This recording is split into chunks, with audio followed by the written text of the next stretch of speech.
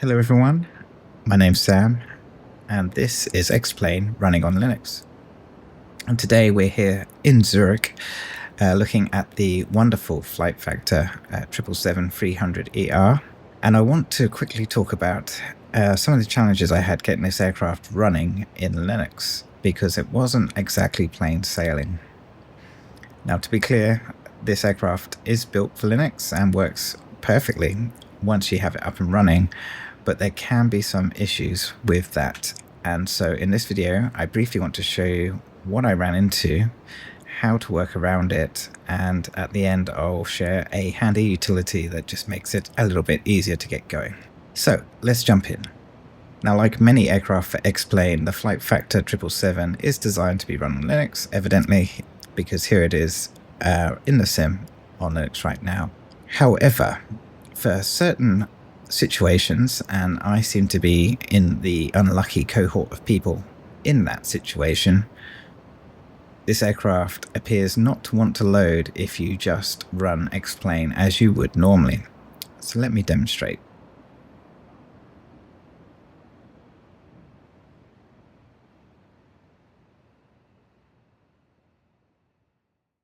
Welcome to GNOME, and for those that aren't familiar, this is pretty much the standard GNOME desktop. I like to have it pretty plain because I don't like distractions on my desktop. Of course, just like Windows or macOS, you can make it as pretty and as complicated as you like. But I like to stick with the GNOME ethos of having a very clean and simple desktop. So for many of you, when you run X-Plane, you will just go into the X-Plane installed folder, find the X-Plane binary, and either double click or right click and run. And then X-Plane will start as is normal.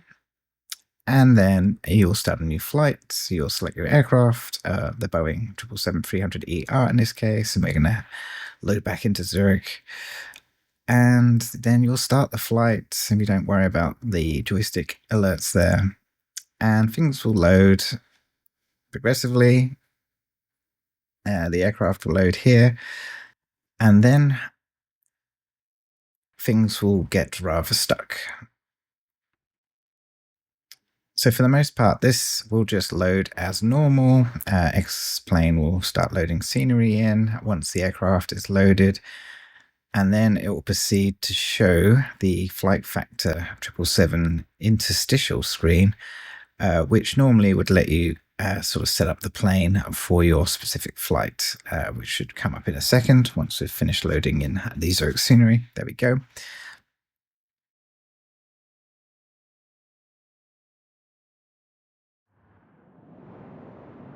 And so here we arrive at the FlightFactor 777 interstitial, and we can actually hear the scene is loaded in the background, but we are stuck with this image, and unfortunately this is as far as we're going to get. We won't be able to get into the aircraft, we're not going to be able to do anything else. X-Plane's still running, and we can still get to our menu and move, like command X-Plane to do what we want. We could even change to a different aircraft and be okay. But unfortunately, this 777 is not going to do anything useful for us, which, if you do this for the first time on Linux after paying a substantial amount of money for this aircraft, you might be very disappointed. But do not despair, because this is salvageable. So what's going on here? Well, if you look in the logs, you may see some messages around Lua not being able to load correctly. And what's actually happening behind the scenes is that X-Plane, and rather the 777, as it loads, it wants a set of linked libraries that get shipped with the aircraft that provide the Lua runtime for the plane to use and what it depends on. And depending on your operating system, and in this case CachyOS is mine, Cachy actually provides its own version of the same libraries that FlightFactor is trying to use, except it's a different version that is unfortunately not compatible with this aircraft. And so what happens is when Xplane starts, it collects all of the libraries it needs to run, and including the dynamic link libraries, and it asks the system for those. And unfortunately, the resolution of those libraries is incorrect, and so the wrong one gets served, and we get into this state where the aircraft will not progress beyond this point. And it can seem pretty terminal. It feels like, oh, this aircraft just won't work on Linux. But thankfully, with the fact that we're on Linux, it's very easy for us to instruct Xplane what to do and get around this problem. So let's get out of Xplane and go back to our desktop.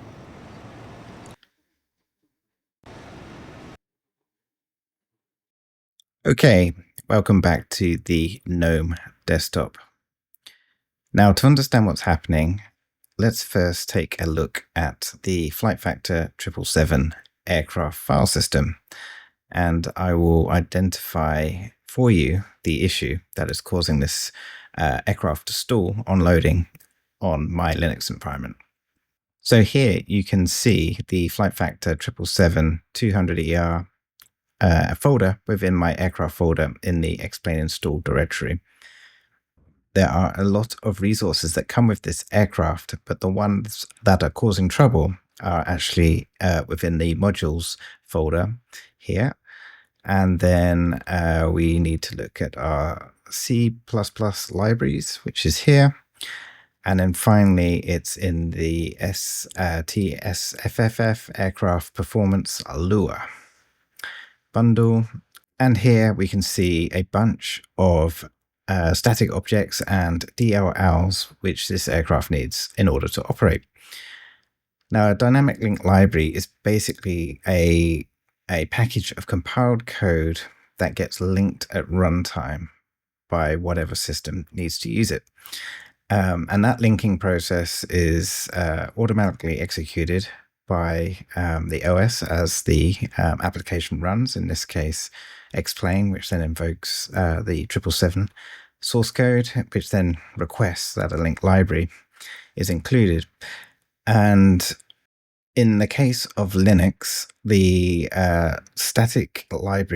dynamic libraries, not static, the dynamic libraries that are needed to be linked at runtime as both this libc++, so.1, so is shared object, which is Linux's convention for a dynamically linked library.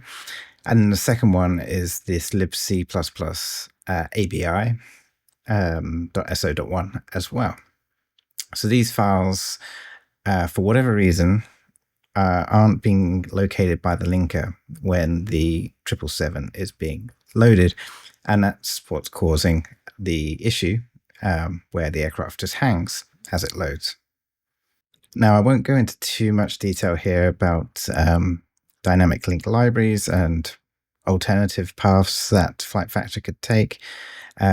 If you're interested, there's millions of topics out there on the internet that you can go and look at to understand those.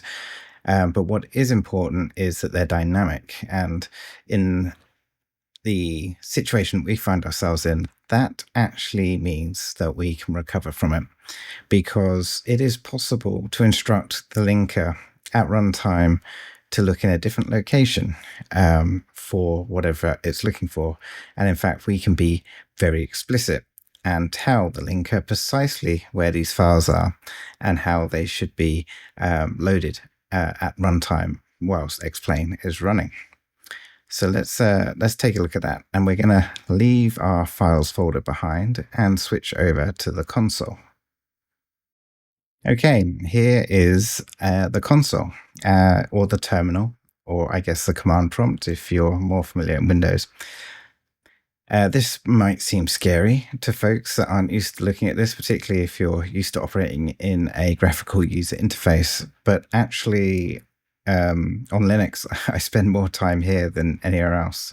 So to instruct the linker that we want to include those two files we were just talking about, we can actually tell it up front. And if I type in LD preload here, because I've used this enough times in the past, my shell has actually memorized it.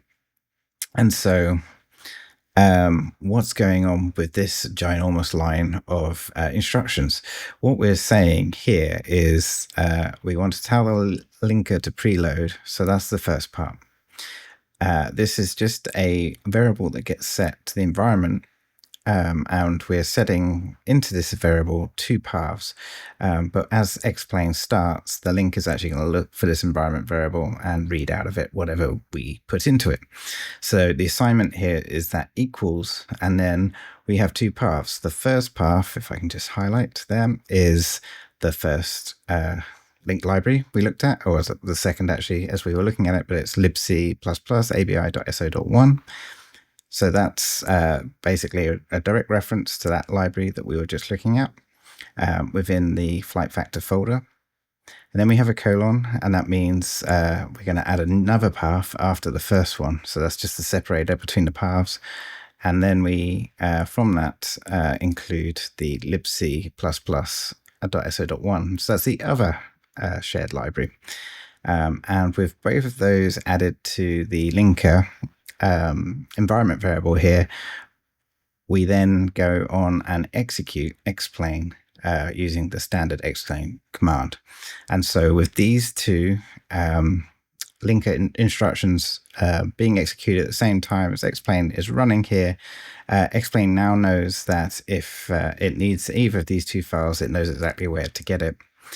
And the reason it stalls is likely that my distribution of Linux comes with some version of these included.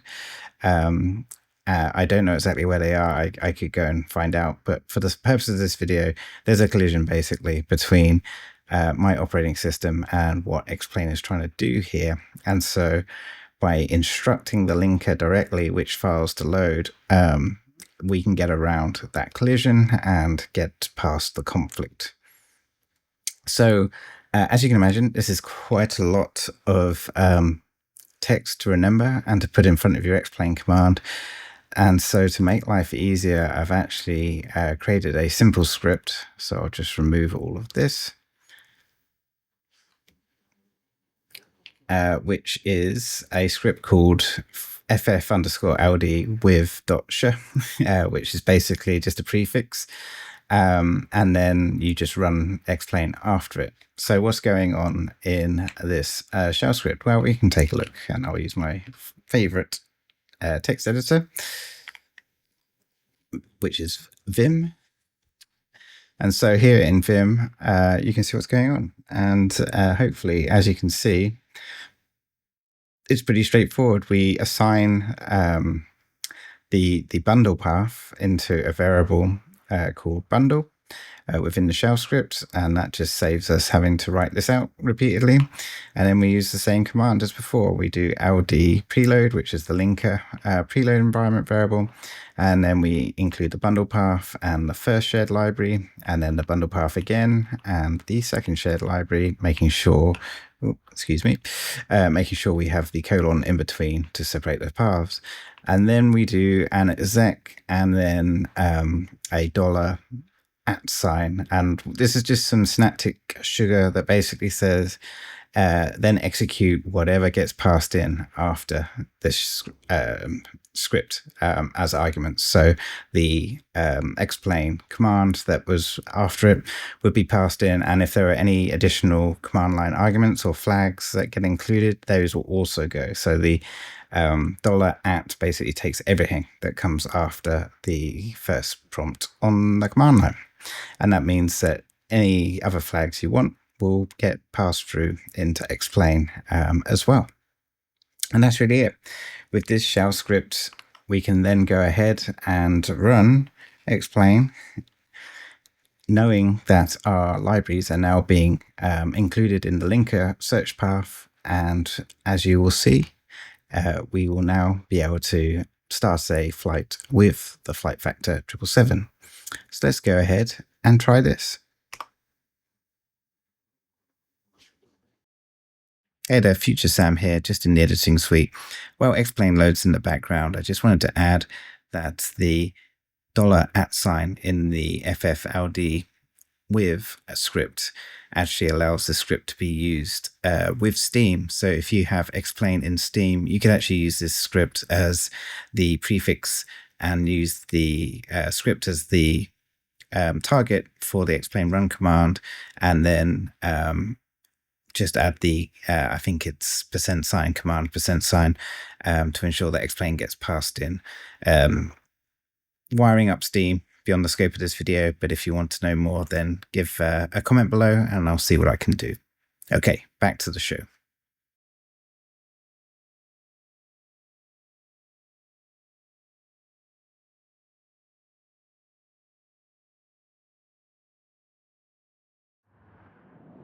And here we are back at the interstitial, and we can hear the scene has loaded in the background. And then suddenly, here we are inside the aircraft. And you can see our EFBs have loaded up. So there are systems. Let's add some battery power and external power. Get some lights on, and we can see displays coming up here. And the aircraft will slowly come alive as per normal. And that is really it. Now Explain is running with the correct libraries linked, and everything else will operate as you'd expect. And so there you go. This is the FlightFactor 777 running as you'd expect on Linux. And so for anyone that is struggling to get past the interstitial loading screen on any platform, but especially on Linux, the issue is the linker and the override that I just showed you. And so the script actually should work probably without too much modification on most Linux platforms, and certainly on Mac OS. Windows has a different approach. I cannot remember the specific syntax there, but I'm sure Google can help you with that. Okay. So the last thing I'll say is that script that we were looking at is available on my GitHub. You are free to download and use it as you please. And that will just about wrap this one up. I am busy editing the over 10-hour video from across the pond right now down to something much more useful. And so hopefully that will be up soon. But in the meantime, I wish you all a pleasant day, and I will see you all again soon. Take care, everyone.